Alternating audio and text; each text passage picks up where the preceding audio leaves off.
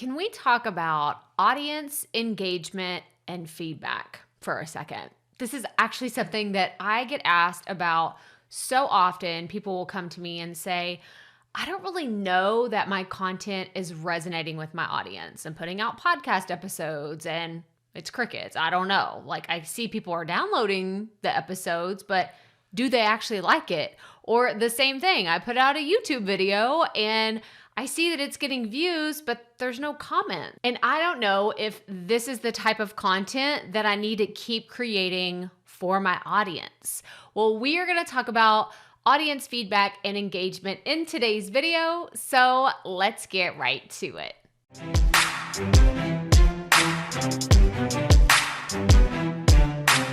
Hey y'all, Crystal here today, and we are talking about getting engagement from your audience and that special feedback. I rely heavily as a content creator on your feedback. I really do. It's what drives the different types of content I create around here. It's what influences and sparks ideas, and being engaged with my audience is really the thing that pushes me forward. And even, just recently I sent out my weekly newsletter and I got this incredible email back that encouraged me to keep moving forward, because we all need that. We need that little bit of validation from time to time that we're on the right track. So today's video is all about how to get that and what it looks like. So let's talk about a few resources that I have for you.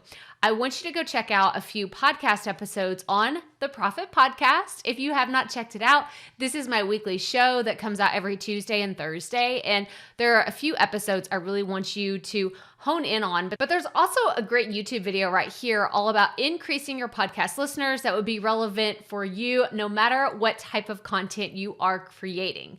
But now, let's get into the good stuff, because what we're talking about today are three really important things to consider when you're trying to up the engagement on your content. So number one, calls to action, or CTAs. This is something that is not new to this channel. We've talked about it a few times, and I will link to some great resources below of previous videos that we've done, including a great cheat sheet that I want you to go check out. It's 25 calls to action that you can make from your podcast, your YouTube videos, or wherever you're making calls to action. But I think it's so important that you ask your audience to do something.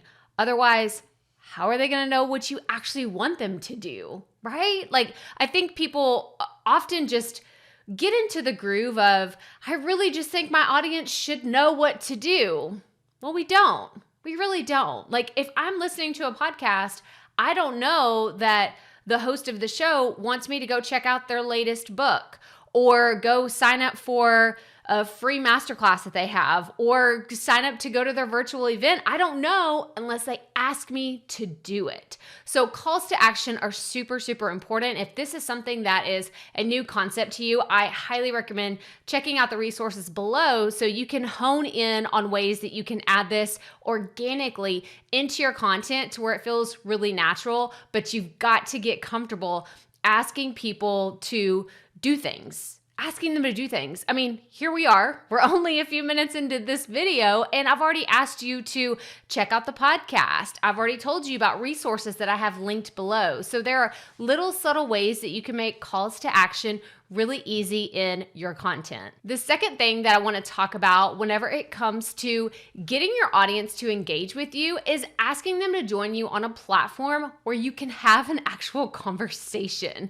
which it usually isn't like your podcast, because they're listening to it when they're on a run. Like, I know I listen to a lot of podcasts when I'm doing things around the house, and I don't typically stop what I'm listening to, go to another platform and say, oh, I can't wait to talk to this host or do it. Like, I am listening to my podcast. That's all I want to do in that moment. But if somebody says, hey, come hang out with me on Instagram, or tweet me something on Twitter, or there's so many different ways, back to the calls to action that we just talked about. There's different ways that you can engage with your community, but you have to invite them to a platform that is built for conversation. And typically a podcast isn't always the best way to do that because, like I said, I'm doing something else, whenever I'm listening and I don't have time to always stop and connect with you, but who's to say that I wouldn't do it later? So making that ask and then driving traffic, driving your audience to a place where you can have those conversations is going to open up the doors for engagement. And I do want to point out that answering comments, this is something that I don't understand why this isn't more widespread, but I'm really blown away by how many YouTube channels I've been to that just all these comments have gone unanswered. I pride myself in trying to answer every single comment that is on my YouTube channel because I'm trying to engage with you. I'm trying to understand your problems, how better I can serve you, how I can improve my content. So I think that bare minimum, you need to respond to comments on your YouTube videos, on your social media, respond to emails that people, if you're sending out a weekly email and somebody is taking the time to respond to you, please respond back to them. It is so incredible. I love it when I get emails back that say, oh my gosh, I didn't know that you were actually going to respond to me. I thought this was, I was just going to get an autoresponder. No, I try to respond back to every email that I get from the community. So the bar really isn't that high to engage with your audience and make those deeper connections that will hopefully transfer into someone that's going to be a raving fan of your content. And then the third thing that I want to share with you today is if you have never gone through the process of creating a survey to ask your audience, then this is definitely where I want you to start. Yes, calls to action are super important. Having that platform is great to make those connections, but if you've already done those things, it's time for you to survey your audience. And this could happen on Instagram, or you could go a step above and beyond and actually create a survey to send out to your audience. I did a recent live stream that I walked through the process of creating a Google form, and we're actually going to watch how simple it is to create a survey that's pretty minimalist, and you can send it out to your audience to get that feedback on your content. Okay, we're going back to Monique's question. How do you do the Google form surveys? There we go. Okay, we do not need this one right now. And all right, so I'm in a Google form. Let me go out of here. Actually, let me go to just these are literally all of my Google forms. Look at how many I have. I've got a bunch. And what I will do, so this is after you've created one. Let's say you find the perfect template and it's beautiful, everything, save it. You don't have to save it because it's automatically saved in Google.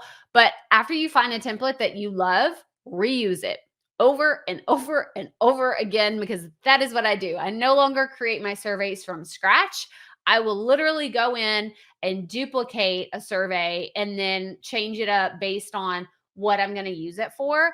But for today's demonstration, you can choose from a template. So you go to Google Forms, you can select order form, job application, contact information, and it will have specific questions that are already populated. The assessment one is the one that I typically use for surveys. I do a lot of surveys. If you're in my community, you're like, yeah, she does. She sends one at least once every 6 months because you got to stay on track. I want to know your thoughts and what you're thinking about things that I'm creating, so I'm not wasting my time and I'm not wasting your time. So if you've never done a survey, you gotta start somewhere. So I want to do this instead of doing, this is just what a typical, there's nothing here. And honestly, I think it's a lot harder to create something from scratch like this than it is to go off of a template. So go find the template that speaks to you, that appeals to you. There it is. Choose from template. Assessment. So I'm going to click on the assessment one. And then from here, you can see it just has all the preloaded text on here. So I could say this is the survey for whatever your group is.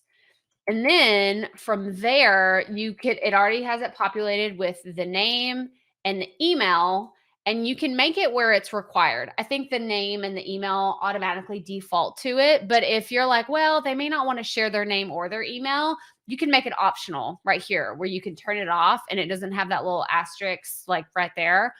But I usually leave those as required. And then this is where you can just build them out because what that was is supposed to be the description of the survey. It wasn't actually the first question. So I'm going to copy this and then we're going to put this here and boom, there we go. This will be the description. You know how it is. And obviously you're going to spend more time doing this whenever you're actually creating it. But you could say what type of content you want to see in the future. And if you want to change this where they could pick more than one, because the radio buttons are like the yes or no option where they have to pick one, you could change it from multiple choice to check boxes, or they could have a drop down menu. They could upload something. They could have a short answer, which looks like that. Or they could do an entire paragraph where it just makes the box, instead of it being like this big, it makes it a lot bigger, and they can put a lot more information in there. And again, you can make it required or not required, and then just keep going all the way down. I would recommend maybe thinking of your questions in a Google Doc or somewhere else, just to make this process a lot faster, where you're just like copying and pasting the information in there, not doing all this dilly-dallying that I'm doing. And then yeah, you can, and then if you're like, I don't need this one down at the bottom, you can just go in and delete it. If you don't want to have this information down here, you can delete it, and it's automatically saving it because it's a Google product. So you don't have to continuously like, control save or anything. And then you could go preview it. So this is what it would look like. Obviously it's not a great survey, but it's really simple. It's super, super simple. You could change this up here by customizing the theme. So if you want it to be a different color, if you wanted to change this to a different picture, you could upload your own. I don't like doing that because the dimensions for this are super weird and I can never get it to look really awesome. So I will just grab a random picture. Let me see. Oh, look, there's one for like podcast. There we go. And then it kind of like automatically switches based on the design elements that you would want it to have. And then you could pick what color you want. You could customize it to your own brand colors. There's a lot of customization that you can actually do. And then you could do another one. You're like, oh, okay, yeah, that looks great. If you're thinking about doing this for your audience, then I would kind of tailor everything towards your brand colors. But yeah, what other questions do you have about that? And then when people respond to it, all your responses will be here. And then this is something really important to note, that for me, if I have everything set up, oh yeah, it is. So here's your confirmation message. You can also customize this here. It's a little more advanced, but I do like this personalization. So if it were to be a survey, like Monique, you'll have to give me some more information on like, are you surveying people in your audience to tell you more about content or whatever it is that they want? But you could put here, if they were submitting it for an application, like I've done podcast audit applications and I've done other types of things like that where it's more time sensitive, I would say oh wait, let me put thank you. It's very important to put that on there. You'll hear back from us I cannot type today, from us in 7 to 10 days or whatever. You could put the specific date there. Then you can click save. And again, that's under the presentation tab. All this other stuff I don't mess with. I don't mess with any of this. The responses. This is another one because I have a Google Suite. It typically defaults to just people that are within my organization. So I have to make sure that it allows it to be shared to everyone. If you don't have a Google Suite situation, then you don't have to worry about that. But it is something I learned the hard way when I sent out a survey and people are like, I can't access this. It says restricted. I'm like, why does it do that? And then I did a lot of Googling and I figured out, oh, that's why. Because I have a Google Suite and it was restricted to just people that are in my organization. All right, last thing, sending it to people. So if you wanted to send this to people, I always recommend going over to the link and clicking shorten link. Because look how long this is, y'all. It's so long. It's so long. And this just makes it a lot prettier. So if you were to email this to your list, or you could put it in your Instagram bio, you could put it on Facebook, wherever you want to share this, it just looks a lot prettier. It's a lot It's a lot simpler. So I hope you found that quick demo helpful. I'm going to do a quick recap of what we covered here today. So number one, you've got to have some calls to action. It doesn't have to be a big ask of your audience and ask them to do something, a big grand gesture, but you do need to get comfortable asking your audience to do things, whether it's follow you on social media, join your email list, whatever it is, you have to get comfortable making these asks of your audience. Two, you have to have a platform where you can make these connections to have real conversations with your people. I cannot stress this enough. You have to have a go-to community, a go-to platform, whether it's a Facebook group, it's Twitter, or whatever that looks like for you. Please explore a way that you can connect with your audience. And number three, send them a survey. I mean, it's so simple to create something that says, what kind of content do you want from me? What are you most looking forward to this year? Who are some guests that I should interview if you have an interview show? Or is there anything else you would like to share with us about this show? That's as simple as it has to be. It doesn't have to be big, scary, and complicated. And I would actually love it if you would post your questions below. If you have any other questions about engagement, feedback, what this could look like, please put them in the comments and I will follow up with them like I always do. But that's all I have for you today. So make sure you hit the thumbs up on this video if you found it helpful. Subscribe below, that way you don't miss our future videos all about creating content and running an online business. Make sure you check out these videos right here, all about creating content and hopefully filled with resources to help you on your journey. But as always, remember, keep it up. We all have to start somewhere.